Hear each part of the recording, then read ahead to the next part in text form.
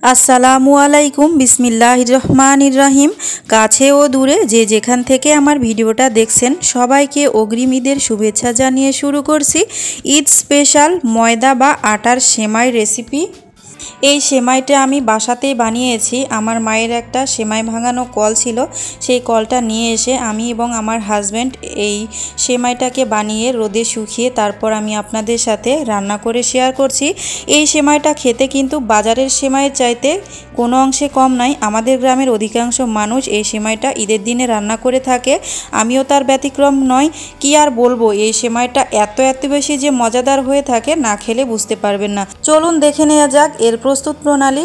এই যে আমি এখানে সেমাইগুলোকে নিয়ে নিয়েছি। আমি বানানোর ভিডিওটা করতে পারিনি, আসলে আমরা দুইজন ছিলাম, ফোন ধরার মতো কেউ ছিল না, বাচ্চা ছিল ছোট, এই জন্য পারিনি। তো রোদে শুকিয়ে আমি আপনাদের সাথে একটু রান্না করে শেয়ার করছি। দেখুন এরকমভাবে আমি একটা স্টিলের বাটিতে সেগুলোকে ছিঁড়ে তারপরে রোদে শুকিয়েছি, আর এগুলোকে ছোট ছোট করে ভেঙে নিচ্ছি, তা না হলে কিন্তু ভালো লাগবে না, ছোট ছোট করে ভেঙে নিতে হয়। দেখুন আমি আমার পছন্দ মতো ভেঙে নিয়েছি। এবার এগুলোকে যেটা করতে হবে, তো আমি চুলাতে একটা ফ্রাই প্যান বসিয়ে দিয়েছি। এবার এই সেমাইগুলোকে ফ্রাই প্যানে ঢেলে দিচ্ছি এবং লো হিটে এই সেমাইগুলোকে একটু ভেজে নেব। সুন্দর একটা স্মেল আসা পর্যন্ত এই সেমাইটাকে ভেজে নেবেন। ভেজে নিলেই কিন্তু এই সেমাইটা খেতে আরও বেশি সুস্বাদু হয়। সেমাইগুলো ভেজে নেওয়ার ফলে আটা বা ময়দা যেটাই বলেন না কেন, এক্সট্রা যে একটা গন্ধ থাকে সেটা চলে যাবে। অবশ্যই আপনারা এই রেসিপিটি করার আগে একটু টেলে নেবেন, তাহলেই দেখবেন যে খেতে অনেক বেশি সুস্বাদু আর একটাও ভাঙবে না, সবগুলো আস্ত থাকবে। অনেক বেশি সিদ্ধ হবে কিন্তু আস্ত থাকবে, দেখতেও সুন্দর লাগবে আর খেতেও ভালো লাগবে। ভেজে নেওয়া হয়ে গেছে। চুলাতে আমি আরও একটা প্যান বসিয়ে দিয়েছি। এবার এখানে আমি 4 কাপ পরিমাণ দুধ নিব। অনেক বন্ধুরাই আছেন এই কাপগুলো কতগুলো দুধ ধরে সেটা বুঝতে পারেন না, তো আমি এখানে 1 লিটার পরিমাণ দুধ নিয়েছি। দুধটা দিয়ে নেওয়ার পর 2টা সাদা এলাচ দিয়ে দিলাম, তার সাথে দিয়ে দিলাম 2টা তেজপাতা আমি মাঝখান থেকে কেটে ধুয়ে পরিষ্কার করে নিয়েছি। দিয়ে দিচ্ছি 1 চিমটি পরিমাণ লবণ, আর দিয়ে দিচ্ছি প্রথমত আমি 1 কাপ পরিমাণ চিনি।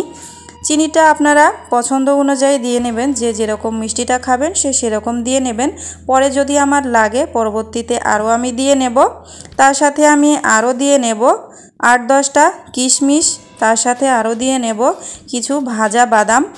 আর এই রেসিপিতে বাদাম কিশমিশ দিলে কিন্তু ভালো লাগে, চাইলে আপনারা নারিকেলটাও অ্যাড করতে পারেন। তো আমি আজকে নারিকেলটা দিব না, এমনিতেই বাদাম কিশমিশ দিয়ে এটাকে আমি রান্না করব। তো দুধটা দেখুন বলক চলে এসেছে, এ পর্যায়ে আমি সেমাইগুলোকে দিয়ে নেব। তো অবশ্যই কিন্তু দুধে বলক আসার পরে এই রেসিপিটি করতে হবে। আপনারা চাইলে চিনির পরিবর্তে খেজুরের গুড় অথবা আখের গুড় দিয়ে যদি এই রেসিপিটি করেন তাহলেও খেতে কিন্তু অসাধারণ লাগে।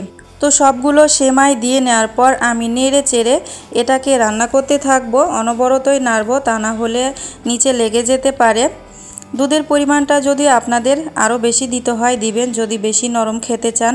তো আমার একটু শুকনা খেতেই বেশি ভালো লাগে, এই জন্য আমি দুধের পরিমাণটা একটু কমই দিয়েছি। যতটুকু সেমাই নিয়েছি, আমার সেমাইয়ের পরিমাণটা আসলে আমি মাপিনি, 2 চাপড়ার মতো হবে নিয়েছি। চাপড়াটা আবার কি বলবেন যে এটা আবার কেমন জিনিস। তো একটা ডিশ ছিল, সেই ডিশে যেভাবে শুকিয়েছি সেই রকমভাবে নিয়েছি। দেখুন আমার রান্নাটা কমপ্লিট হয়ে গিয়েছে। আমি অনেকটা কিন্তু পাতলা করে রেখে দিয়েছি, ঠান্ডা হলে কিন্তু এটা আরও অনেক বেশি ঘন হয়ে যাবে। দেখুন কিছুটা ঠান্ডা হয়ে যাওয়ার পর আমি আপনাদের সাথে শেয়ার করছি। তো এরকমভাবে খেতে অনেক বেশি ভালো লাগে, রুটি পরোটা অথবা মুড়ি কিংবা খালিও খেতে কিন্তু এটা অনেক বেশি মজাদার হয়ে থাকে।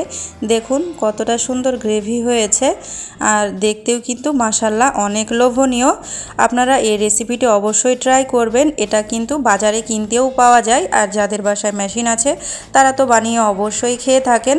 তো আমি বেশি স্বাদের জন্য এবং সৌন্দর্যের জন্য কিছু ওপর থেকে কাজু বাদাম, কাঠবাদাম এবং কিশমিশ ছিটিয়ে দিচ্ছি। এটা অপশনাল, আপনাদের বাসায় যদি থাকে তাহলে ওপরে এইরকমভাবে কিশমিশ বাদাম ছিটিয়ে নেবেন অথবা নারিকেল ছিটিয়ে নেবেন, তাহলে কিন্তু দেখতেও সুন্দর লাগবে আর খেতেও মাশাআল্লাহ অসাধারণ সুস্বাদু হবে।